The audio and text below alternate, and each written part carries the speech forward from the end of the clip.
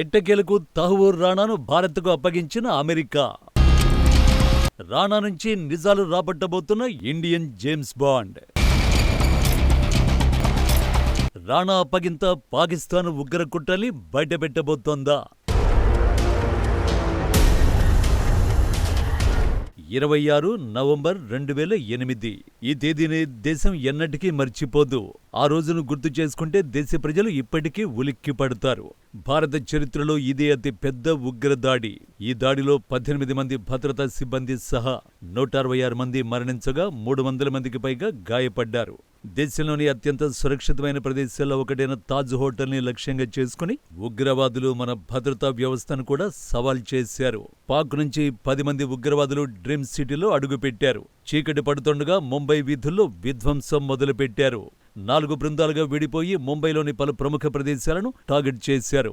ముంబైలోని ప్రపంచ స్థాయి హోటళ్లలో ఒకటైన Taj hotel, Oberoi Trident hotel, Nariman హౌస్లపై దాడులు జరిగాయి.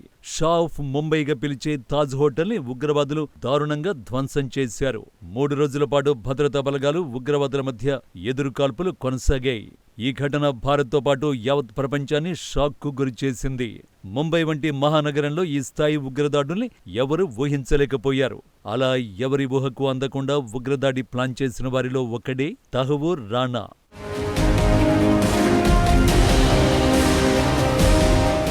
తహవూర్ హుస్సేన్ రాణా పాకిస్తానీ సంతతికి చెందిన కెనడియన్ వ్యాపారవేత్త. ముంబై దాడుల కుట్రకు సంబంధించి ఇతడిపై అనేక ఆరోపణలు ఉన్నాయి. పాకిస్తాన్కు చెందిన అమెరికన్ ఉగ్రవాది డేవిడ్ కోల్మన్ హెడ్లీతో రాణాకు సంబంధాలు ఉన్నాయి. ముంబై ఉగ్రదాడుల వెనుక ప్రధాన కుట్రదారుల్లో డేవిడ్ హెడ్లీ ఒకడు. రాణా నవంబర్ 11, 2008న భారత్కొచ్చి నవంబర్ 21 వరకు దేశంలోనే ఉన్నాడని ముంబై పోలీస్ క్రైమ్ బ్రాంచి ఛార్జ్షీట్లో పేర్కొంది. అంతేకాదు, పవాయిలోని ఓ హోటల్లో 2 రోజులు రాణా గడిపినట్టు ఆధారాలున్నాయి. ఉగ్రదాడిలో రాణా పాత్ర ఉందని కొంతమంది వాంగ్మూలాలతో పాటు అతనిపై డాక్యుమెంటరీ సాక్ష్యాలు పోలీసుల దగ్గర ఉన్నాయి. Pak American terrorist David Coleman హెడ్లీతో కలిసి ముంబై ఉగ్రదాడులకు తహవూర్ రాణా కుట్ర పన్నాడని చెప్పడానికి ఇంతకంటే సాక్ష్యాలు అవసరం లేదు. పైగా నకిలీ డాక్యుమెంట్ల ద్వారా భారత్ టూరిస్టు వీసా పొందడంలో హెడ్లీకి సహకరించింది కూడా తహవూర్ రాణానే. లష్కర్ ఉగ్రవాదులకు రాణా సహకరించాడని ముంబై క్రైమ్ బ్రాంచ్ పోలీసులు ఎప్పుడూ చెప్పారు. ఇది మాత్రమే కాదు, హెడ్లీ రాణా మధ్య ఈమెయిళ్ల సంభాషణలు కూడా క్రైమ్ బ్రాంచ్కి అందే. ఈమెయిళ్లలో ఒకటి ముంబై ఉగ్రదాడులకు సంబంధించింది. అందులో హెడ్లీ మేజర్ ఇక్బాల్ ఈమెయిల్ ఐడిని అడిగాడు. ఇలా ఎన్నో ఆధారాలు ముంబై ఉగ్రదాడి వెనుక రాణా హస్తం ఉందని చెబుతుంటే అతడు మాత్రం తన మిషన్ కంప్లీట్ చేసి ప్లాన్లో భాగంగా అమెరికా పారిపోయాడు.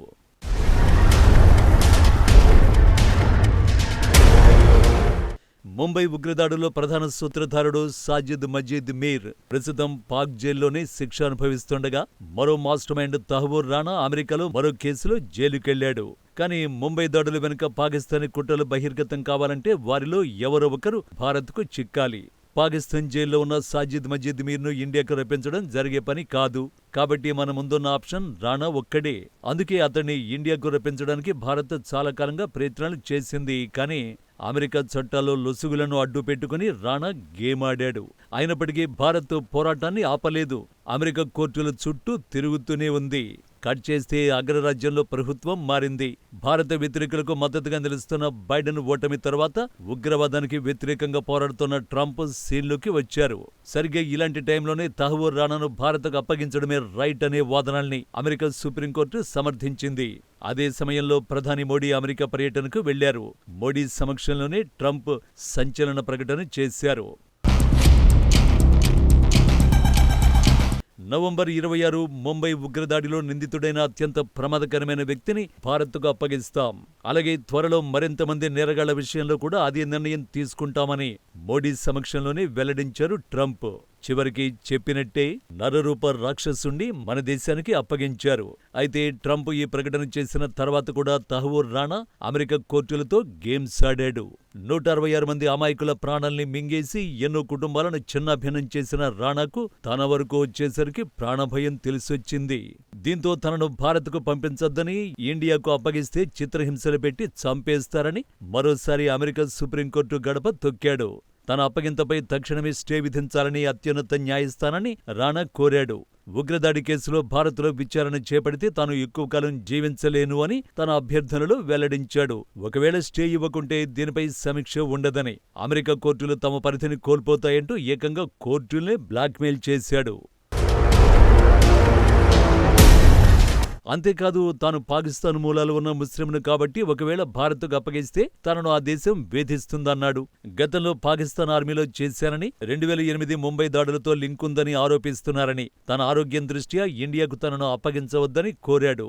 ఇక్కడితో ఆగని రాణా 2023 మానవ హక్కుల నివేదిక ప్రకారం మోడీ ప్రభుత్వం మైనారిటీలను వ్యవస్థీకృతంగా వివక్షకు గురిచేస్తోందని, అక్కడి ప్రభుత్వం చాలా నిరంకుశంగా మారిందని, ఒకవేళ భారత్కు అప్పగిస్తే తనకు చిత్రహింస జరుగుతుందని తన అభ్యర్థనలో రాణా పేర్కొన్నాడు. అయితే రాణా గురించి పూర్తిగా తెలిసిన అమెరికన్ కోర్టులు అతడి అభ్యర్థనల్ని పరిగణనలోకి తీసుకోలేదు. ఫలితంగా రాణాను భారత్కు అప్పగించేందుకు లైన్ క్లియర్ అయింది. ఇక ఏమాత్రం ఆలస్యం చేయకూడదని డిసైడ్ అయిన ట్రంప్ సర్కార్ ఇచ్చిన మాట ప్రకారం ఓ ప్రత్యేక విమానంలో అతన్ని భారత్కు పంపించింది. ఢిల్లీ, ముంబైలోని జైళ్లలో ప్రత్యేక భద్రత ఏర్పాట్లు చేయాలని అధికారులకు ఇప్పటికే ఆదేశాలు జారీ అయ్యాయి. టైమ్స్ ఆఫ్ ఇండియా నివేదిక ప్రకారం అమెరికా న్యాయ వ్యవస్థ నుంచి వచ్చిన సిఫార్సుల మేరకు ఢిల్లీ, ముంబై జైళ్లలో తగిన ఏర్పాట్లు చేయాలని అధికారులు సూచించారు. రాణాను భారత్కు రప్పించడం పూర్తి విజయం కాదు. అసలు కథ ఇప్పుడే మొదలు కాబోతోంది. ఎందుకంటే ముంబై దాడుల వెనుక పాకిస్తాన్ హస్తాన్ని బయటపెట్టాలి. అది జరగాలంటే తహ్వూర్ రాణాను విచారించాలి. కాబట్టి రాణా ఎంట్రీ తర్వాత నేషనల్ ఇన్వెస్టిగేషన్ ఏజెన్సీ సీన్లోకి వస్తుంది. కొన్ని వారాల పాటు రాణాను ఎన్ఐఏ విచారించే అవకాశం ఉంది. ఈ విచారణ ఎవరి సమక్షంలో జరుగుతుందో తెలిస్తే నెక్స్ట్ ఏం జరగబోతుందో మీకే స్పష్టమైన క్లారిటీ వస్తుంది. Indian James Bond Ajit Doval. అవును, తహ్వూర్ రాణా విచారణ Indian James Bond Ajit Doval పర్యవేక్షణలోనే జరుగుతుంది. అజిత్ దోవల్ హోంమంత్రిత్వ శాఖ అధికారులతో కలిసి ఈ ప్రక్రియను పర్యవేక్షిస్తున్నారు. సో రాణా నుంచి అన్ని నిజాలు ఆటోమేటిక్గా బయటకు రావడం ఖాయం. ఆ ఒక్కటి జరిగితే అంతర్జాతీయ సమాజం ముందు పాకిస్తాన్ ఉగ్ర కుట్రలన్నీ బట్టబయలవుతాయి. ఆ తర్వాత ఏ దేశం ఇస్లామాబాద్కు సాయం చేసే ఛాన్సు ఉండదు. IMF వంటి అంతర్జాతీయ సంస్థలు కూడా పాకిస్తాన్కు చెల్లిగవ్వ ఇవ్వవు. మోడీ సర్కారు ఎన్నో ఏళ్లుగా పాకిస్తాన్ ఉగ్ర కుట్రల్ని బయటపెట్టేందుకు తీవ్రంగా చేస్తున్న ప్రయత్నాలు తహ్వూర్ రాణా నుంచి రాబట్టే నిజాలతో పూర్తి ఫలితం ఇస్తాయి అనడంలో ఎలాంటి అనుమానం అక్కర్లేదు. ఒక్క ముక్కలో ఇక ఆటంతా Indian James Bond Ajit Doval చేతిలోనే ఉంది.